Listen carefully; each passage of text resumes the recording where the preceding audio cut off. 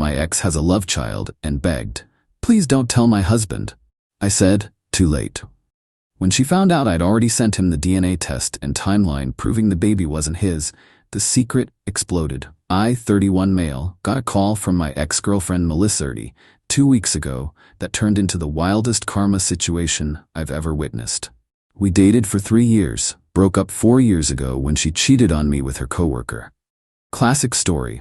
I found texts, confronted her, she cried but admitted she'd fallen in love with him. I moved on. She married the guy Derek 2 years later. I hadn't spoken to her since our breakup until she called me out of nowhere at 11 p.m. on a Thursday.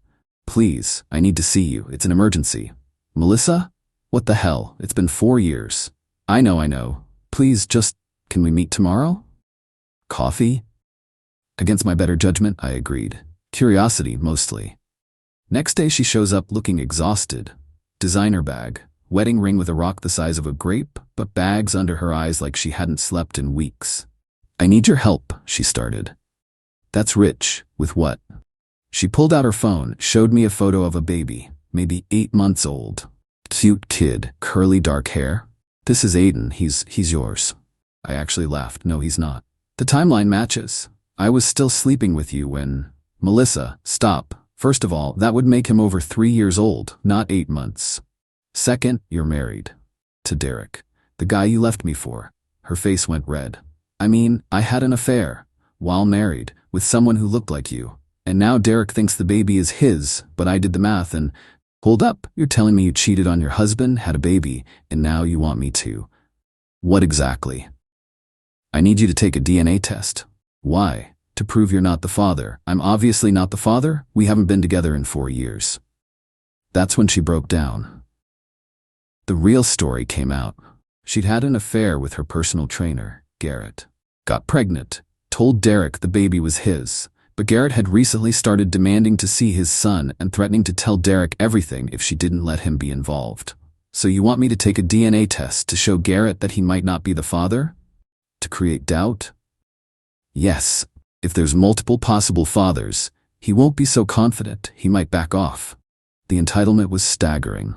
"You want me to help you cover up your affair? Please. Derek will divorce me. I'll lose everything. The house, the cars, my whole life." "That's called consequences, Melissa." She grabbed my hand. "I know I hurt you, but we loved each other once. Please don't let my life fall apart."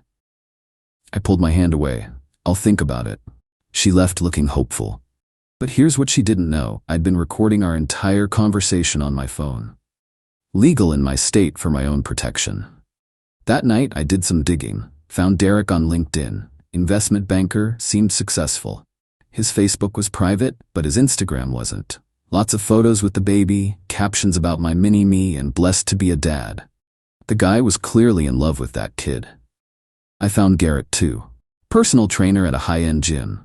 His Instagram was full of thirst traps and motivational quotes. No mention of any baby. I sat on it for 3 days. Then Melissa started texting. "Have you decided? Please, I'm desperate. Garrett is getting more aggressive. I'll pay you." That last one pissed me off. She thought she could buy my help in deceiving her husband. So I made a decision. I messaged Derek on Instagram from a throwaway account. "Your wife asked me to take a DNA test to help her hide that your baby isn't yours. You should get tested. Check the attached recording." I sent him the entire cafe conversation. Then I messaged Garrett. "Melissa is trying to get multiple men to take DNA tests to create doubt about Aiden's paternity. You might want to establish your rights legally before she muddles the waters." Then I blocked Melissa's number and waited. The explosion was immediate. Update 1.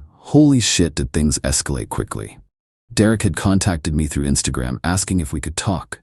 I agreed and gave him my number. The man was destroyed, but calm. "Is this recording real?" he asked. 100%. She asked me to meet her, told me this whole story about needing my help. "Why would you send this to me? You could have just ignored it." "Because 4 years ago, I was you. Nobody told me she was cheating until after I found out myself. I wish someone had given me a heads up." He was quiet for a moment. "The timeline. When did she say the affair was?" I told him what she'd said about Garrett. He asked me to send him the recording directly, which I did. Meanwhile, Melissa had figured out I'd blocked her and started losing her mind. She couldn't text me, but she could email. And boy did she email. First came the anger. "You ruined my life, you vindictive asshole." Then the bargaining. "Please talk to Derek, tell him you were lying, I'll give you $50,000. Then the threats. "I know where you work. I'll tell them you're harassing me." I forwarded all of these to Derek. Turns out Derek had immediately gotten a DNA test after our call. Rushed it at a private lab. Results would be in by end of week. He'd also hired a PI to look into Garrett and Melissa's relationship. But here's where it gets really interesting. Garrett had also received my message and had already filed for a paternity test through the courts. Apparently, he'd been documenting everything for months. Texts from Melissa, photos of them together during the affair window, even had receipts from hotels. Derek called me again. The PI found something. This isn't her first affair. There were at least 2 others during our marriage. Jesus. Yeah, my lawyer says with the recording you made and everything else, I'm gonna be fine in the divorce. Thank you. But Melissa wasn't done. She showed up at my apartment building. Security wouldn't let her up, but she waited in the lobby for 3 hours until I came home from work. "You destroyed everything," she screamed the moment she saw me. "You destroyed everything when you decided to cheat. Multiple times, apparently." "That's not. How did you?" "Your husband's PI is very good. She tried to block me from getting to the elevator. You need to fix this. Tell Derek you lied. Move or I'm calling the cops. I'll tell everyone what you did. I'll ruin your reputation." "Tell everyone what? That you asked me to help cover up your affair and I refused?" "Please do."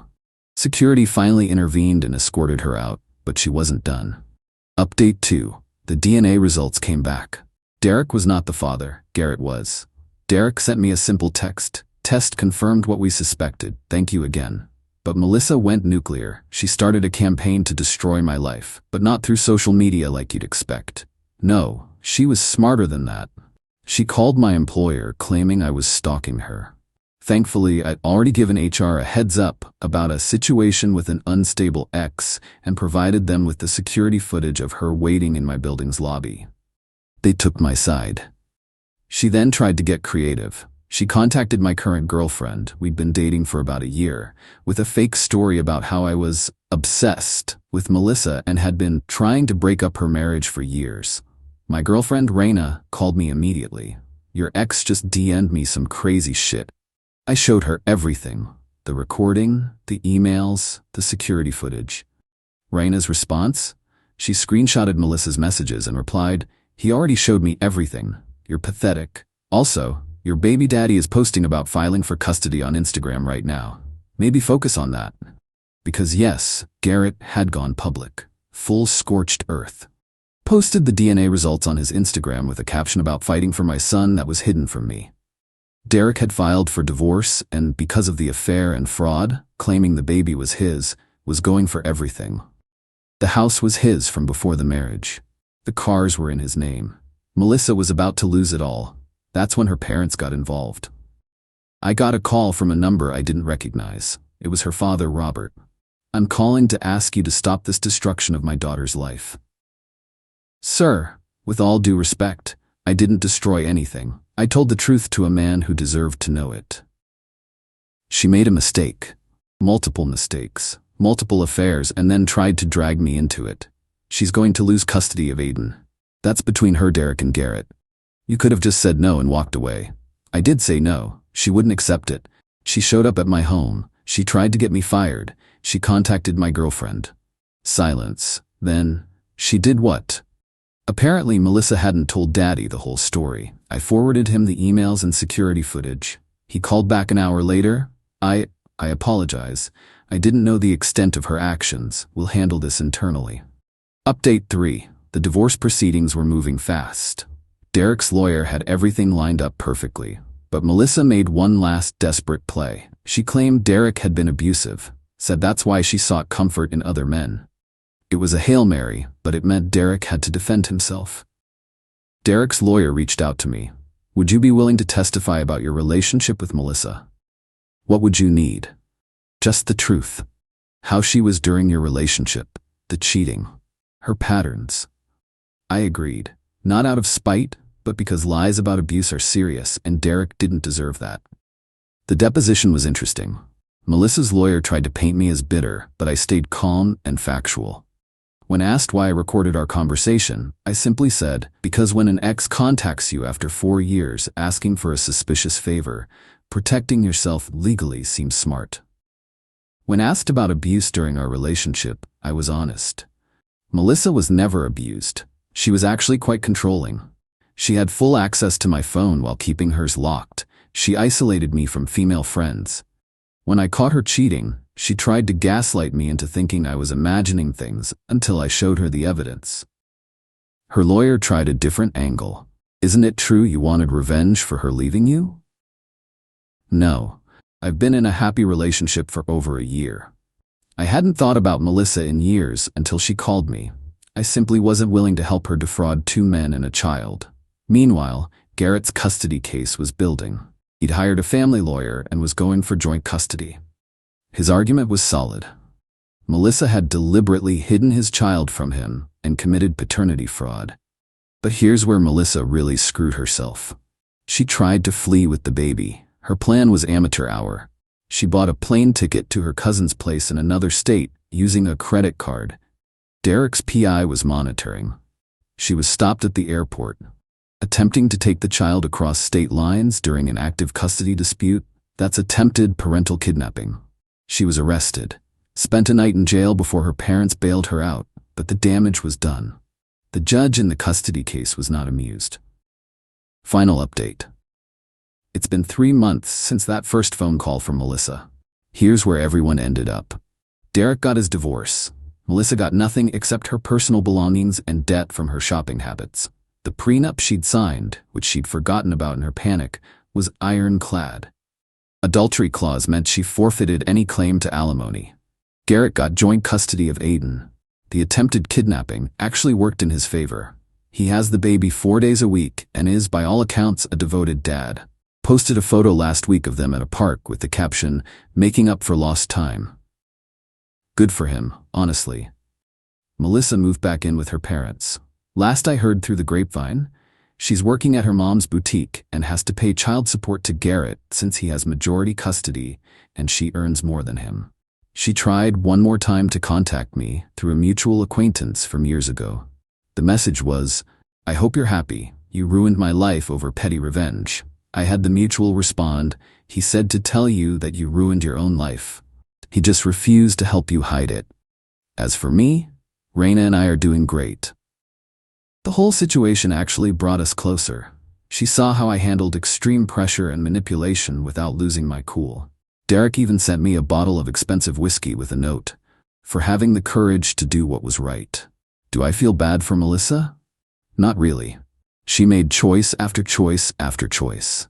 Cheating on me, cheating on Derek, lying about the baby's paternity, trying to drag me into her web of lies, attempting to destroy my life when I wouldn't comply, trying to kidnap a baby to avoid consequences.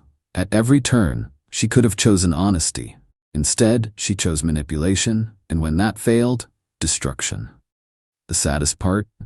That baby has to grow up with this as his origin story. But at least he has a dad who fought to be in his life and will hopefully have a stable household 60% of the time. Sometimes the best revenge isn't revenge at all. It's just refusing to be complicit in someone else's lies. The truth has a way of creating its own justice. Melissa wanted me to help her keep her house of cards standing. Instead, I just stepped back and let it fall. And honestly, that felt better than any revenge I could have planned.